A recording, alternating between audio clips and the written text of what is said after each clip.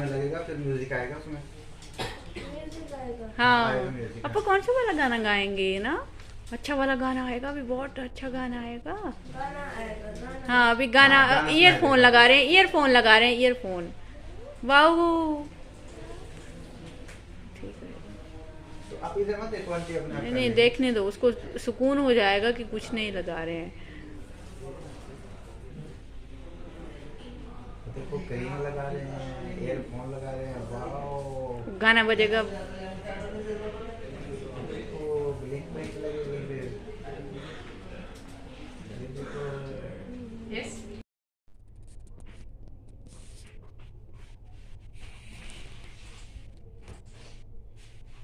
क्या हुआ, क्या कर रहे हो आप बेटा? आप क्या कर रहे हो? हैं? नहीं अभी क्या कर रहे हो? ब्लिंकिंग। अच्छा ब्लिंक ब्लिंक लगाई है इसने हेड पे, जो बोला वही मान ले। सो गाइज अभी आप लोग देख रहे थे कुछ क्लिप्स जो कि मैंने अपोलो हॉस्पिटल में शूट की थी। अर्नब का ईईजी टेस्ट वहाँ पे हम लोग करवाने के लिए गए थे। ईईजी टेस्ट किस लिए होता है? अगर ब्रेन में कोई अबनॉर्मल ब्रेन एक्टिविटी हो रही हो या फिर सीज़र लाइक एक्टिविटी हो, अगर आपको डाउट हो कि मेरे बच्चे को माइनर सीज़र हो रहे हैं, तो वो वहाँ पे ईईजी टेस्ट से डिटेक्ट हो जाता है। जिसमें कि ये टेस्ट में क्या होता है, बेसिकली आपने क्लिप्स में भी देखा होगा, कुछ सेंसर होते हैं जिसको स्कैल्प के ऊपर चिपकाया जाता है, और वो जो सेंसर हैं वो ब्रेन में जो इलेक्ट्रिकल सिग्नल होते हैं उनको पिक करते हैं, और फिर मशीन उनको एनालाइज करती है, मशीन में वो रिकॉर्ड होते हैं, और फिर वहाँ से क्लियरली पता चल जाता है कि ब्रेन में कोई डैमेज तो नहीं है या फिर कोई सीज़र तो नहीं, सीज़र एक्टिविटी तो नहीं हो रही है। तो ये टेस्ट जो है वो बिल्कुल भी पेनफुल नहीं होता है।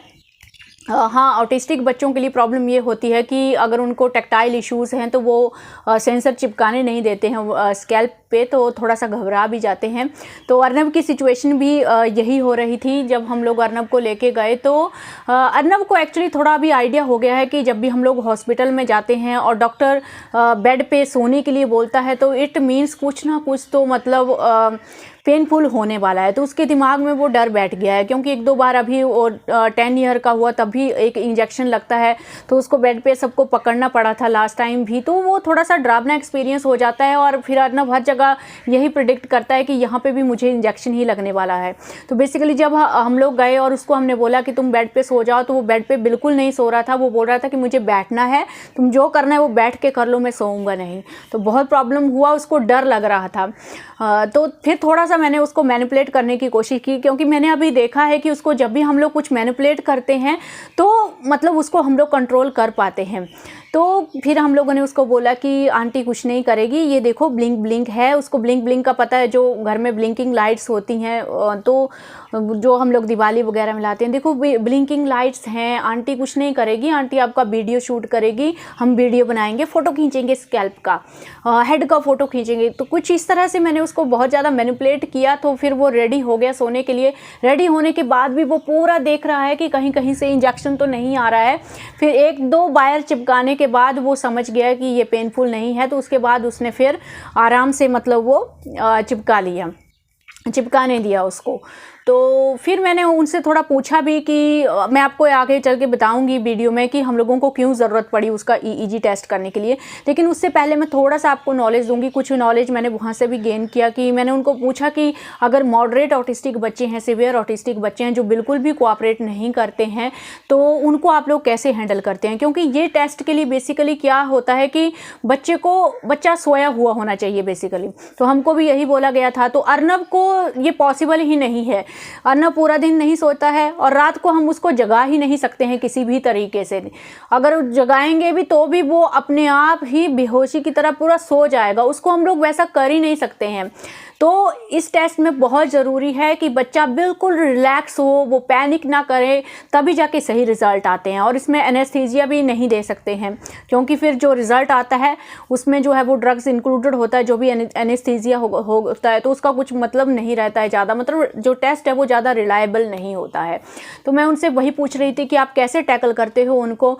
तो बोला कि मैम काफ़ी टाइम लग जाता है, उनके लिए भी एक अलग से प्रोसीजर है। उनके लिए ईईजी टेस्ट नहीं है, शायद 1 महीना एक मेडिसिन वो खिलाते हैं बच्चे को, उसका असर देखते हैं, उससे भी मतलब पता लगाया जा सकता है कि सीजर आ रहा है या नहीं आ रहा है। तो उनके पास एक अलग से सेफ प्रोसीजर है ऐसे बच्चों के लिए भी। और अगर किसी भी तरीके से बात नहीं बनती है तो एंड में उन्होंने बोला कि हम लोग समटाइम्स थोड़ा सा एनेस्थीसिया भी हम लोग यूज़ करते हैं। तो मतलब अगर आप लोग भी ये टेस्ट के लिए जाना चाहते हैं, आपको डाउट हो रहा है कि मेरे बच्चे को कहीं माइनर सीजर तो नहीं आ रहा है, तो वो अपने आप हैंडल करते हैं वहाँ पे। मॉडरेट सिवियर जो भी बच्चा हो अपने आप हैंडल करते हैं वो लोग, तो वैसी प्रॉब्लम नहीं है। अब बात करते हैं कि हम क्यों ईईजी क्यों करा रहे हैं। तो गाइस हुआ क्या कि लास्ट वीक हम लोग बैंक में गए थे, बैंक में हम लोग अपना काम कर रहे थे, अर्नब को भी हम लोग साथ में लेके गए थे। सडनली अर्नब चेयर पे बैठा था, उसको पता नहीं क्या हुआ, वो थोड़ा ना रेस्टलेस हो गया। शुरू में मुझे लगा कि ऐसे ही मस्ती कर रहा है, डाउट भी हो रहा था, लेकिन थोड़ी देर के बाद मैंने देखा कि वो मस्ती नहीं कर रहा था, उसको बॉडी में कुछ फील हो रहा था। तो उसने बोला भी मम्मी मम्मी। फिर मैं उसको पूछ रही हूँ आगे क्या हुआ, तुमको पेन हो रही है? तो कभी वो स्टमक पेन बता रहा है, कभी चेस्ट पेन, कभी फीवर बता रहा है वो। तो अर्नब को स्टमक पेन और फीवर का क्लियरली आइडिया है कि हाँ यहाँ स्टमक पेन होता है, यहाँ पे फीवर महसूस होता है। तो इमीडिएटली ना मुझे ये चीज़ फील हुई कि वो कंफ्यूज्ड हो चुका है कि उसको पता ही नहीं चल रहा है कि उसकी बॉडी में हो क्या रहा है। और मैं जल्दी से उसको वहाँ से बाहर लेके चली गई। बैंक से मैं उसको बाहर निकाल दिया, मुझे लगा शायद सफोकेशन हो, बाहर जाके वो ठीक हो जाए। लेकिन जब हमने उसको बाहर निकाला तब भी वो ऐसे रेस्टलेस हो रहा है, और जो शॉर्टेज ऑफ ब्रीथ मैंने फील किया वो कि उसको वो भी हो रहा था। तो और मैं इतना ज़्यादा घबरा गई उस टाइम पे कि मुझे कुछ नहीं सूझा। पास में डिस्पेंसरी थी, मैं फटाफट उसको वहाँ पे लेके चली गई। हस्बैंड को भी फ़ोन किया कि आप भी वहाँ पे आ जाओ। उन्होंने भी देखा। पहले हस्बैंड सोच रहे थे कि नहीं तुम ज़्यादा रिएक्ट कर रही हो सकता है कुछ ऐसे ही हो माइनर। लेकिन जब डॉक्टर के पास अर्नब बैठा था तो उस टाइम पर भी उसने टेबल पर ऐसे हेड नीचे रख दिया है, उससे उठा नहीं जा रहा है, वीकनेस फील हो रही है, उसको प्रॉब्लम हो रही है। और वहाँ पे भी थोड़ा सा शॉर्टेज ऑफ ब्रीथ भी हो रही है। तो वहाँ पे उसका ऑक्सीजन लेवल वगैरह चेक किया तो वो थोड़ा नॉर्मल आया। फीवर भी नहीं था उसको, लेकिन फिर भी उन्होंने हम लोगों को कैजुअलिटी में, हॉस्पिटल भी हमारा कॉलोनी के अंदर ही है, डिस्पेंसरी और हॉस्पिटल दोनों ही अंदर ही हैं, तो पास में ही है। तो हम लोग कैजुअलिटी चले गए। वहाँ पे सब उन्होंने देखा, उसका स्टमक वगैरह पीडियाट्रिक में चेक किया तो स्टमक भी उनको सॉफ्ट लग रहा था, मतलब वो उनको लग नहीं रहा था कि उसके स्टमक में कोई इशू है। तो फिर मेरे दिमाग में ये चीज़ आई कि कहीं ये कोई सीज़र तो नहीं था, क्योंकि वो अपनी बॉडी को भी कंट्रोल करने की कोशिश कर रहा था। ऑटिस्टिक बच्चों को 11 इयर्स के बाद अडोलसेंस एज में माइनर सीज़र जो हैं वो आना कॉमन बात है। ज़रूरी नहीं है 11 ईयर के बाद ही आए, अडोलसेंस में भी आए, ये अर्ली एज में भी होते हैं। कुछ बच्चों को सीज़र जो है वो ऑटिज़म से रिलेटेड है, मतलब सीज़र होते हैं ऑटिस्टिक बच्चों को। तो वही डाउट मेरे दिमाग में चला गया। फिर हम लोग साइकेट्रिक डिपार्टमेंट में चले गए। वहाँ पे हम लोगों ने साइकेट्रिस्ट से थोड़ा सा एक्सप्लेन किया कि क्या हो रहा है। तो वहाँ पे हमारे जो साइकेट्रिस्ट थे, मैम थे, उन्होंने बोला कि मैंने उनको सामने से ही बोला कि मुझे ऐसा लग रहा है कि वो अपनी बॉडी को कंट्रोल कर रहा था, मुझे नहीं लगता कि उसको स्टमक पेन का प्रॉब्लम था, वो समझ नहीं पा रहा है कि उसकी बॉडी में क्या हुआ। तो मैम ने बोला कि हम लोग डाउट नहीं रखेंगे, हम लोग फर्स्ट ऑफ रूल्ड आउट करेंगे ये चीज़ कि सीज़र हुआ था कि नहीं हो रहा था। क्योंकि माइनर सीज़र होते हैं, समटाइम्स पता भी नहीं चलता है इनका कि बच्चे को सीजर आया है, वो चीज़ का पता भी नहीं चलता है समटाइम्स। तो उसी डाउट को हमने क्लियर करने के लिए फिर उसका ईईजी टेस्ट करवाया। अब ईईजी टेस्ट की जो रिपोर्ट है वो नॉर्मल आई है, यानी कि उसको सीजर का प्रॉब्लम नहीं था उस दिन। तो अब सीजर तो नहीं है। अब हम लोगों ने फिर से अपॉइंटमेंट लिया है, फिर से फ्राइडे को हॉस्पिटल में जाएंगे। ऐसे केसेस में हमारे पास एक ही रास्ता है कि हम लोग मेडिकल हेल्प लें और इन चीज़ों के ऊपर थोड़ा ध्यान रखेंगे। तो जब भी अर्नब को कुछ ऐसी चीज़ होती है, जैसे स्टार्टिंग में स्टमक पेन उसको स्टार्ट हुआ था, फीवर आता था जब वो छोटा था, वो बहुत डर जाता था और बार बार हम लोगों को बोलता है कि मम्मी यहाँ बैठो, मेरे पास आओ, मम्मी मम्मी चाहिए उसको, साथ में कोई ना कोई चाहिए। तो तब वो डरता था, लेकिन धीरे धीरे उसने देखा कि स्टमक पेन, फीवर ये भी कॉमन प्रॉब्लम्स हैं। तो धीरे धीरे वो डर निकल गया और उसने एक्सप्रेस करना सीख लिया उन चीज़ों को। लेकिन अब जो हो रहा है वो उसको समझ में नहीं आ रहा है और फिर से वही स्टेज है कि वो डर रहा है और एक्सप्लेन नहीं कर पा रहा है। तो अब हम लोग नेक्स्ट लेवल पे जाएंगे। हो सकता है हम लोग और फिजिकल उसके टेस्ट करवाएं जिससे सारे डाउट्स क्लियर हो जाएं। एटलीस्ट हम लोग ये तो डाउट तो पूरा क्लियर करके रहेंगे कि उसकी बॉडी में तो कोई प्रॉब्लम नहीं हो रही। अगर फिजिकल टेस्ट से सब क्लियर आता है, बॉडी में उसकी कुछ नहीं हो रहा है, तो फिर मैं आगे सोचूंगी कि आगे क्या हो रहा है। तो फिर हो सकता है कि फिर अडोलसेंस अभी उसका नज़दीक है, हो सकता है बॉडी में कुछ चेंजेस होते हैं, हार्मोनल चेंजेस होते हैं। तो इस ऐसे में तो नॉर्मल बच्चों के भी जो मूड स्विंग होते हैं, मूड चेंजेस होते हैं, उनमें भी बिहेवियरल चेंजेस आते हैं। तो हमारे बच्चों में भी ये चीज़ें होती हैं। तो फिर मैं उस तरह से सोचूंगी और उस तरह से टैकल करने की कोशिश करूंगी उसको।